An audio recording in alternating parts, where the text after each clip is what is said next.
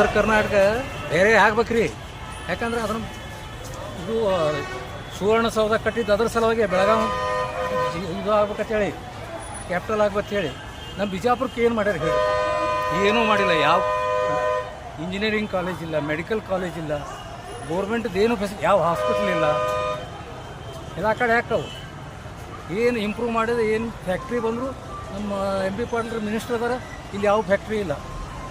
ಇಲ್ಲಿ ಮಂದಿ ಏನು ಮಾಡಬೇಕು? ರಿಕ್ಷಾ ಹೊಡಿಬೇಕು, ಇಲ್ಲಾಂದ್ರೆ ಚಾದ ಅಂಗಡಿ ಇಡಬೇಕು, ಬಜಿ ಮಾರ್ಬೇಕು, ಮತ್ತೊಂದು ಏನೂ ಕೆಲಸ ಇಲ್ಲ ಅವ್ರು. ಒಂದು ಯಾವುದೇ ಇಂಡಸ್ಟ್ರಿ ಕರ್ನಾಟಕ ರಾಜ್ಯ ಯಾಕಂದ್ರೆ ಅಭಿವೃದ್ಧಿ ಆಗ್ತದೆ ಹೇಳ್ತಾರೆ. ಅಭಿವೃದ್ಧಿ ಆಗ್ತದೆ, ಸಪ್ರೇಟ್ ಮಾಡಬೇಕು. ಇದು 1947 ಏನದಲ್ಲ ರೀ, ಹಾಗೆ ಉಳ್ದದ, ಮುಂದೆ ಹೋಗಿಲ್ಲ ಅದು ಒಂದು ಹೆಜ್ಜೆನೂ.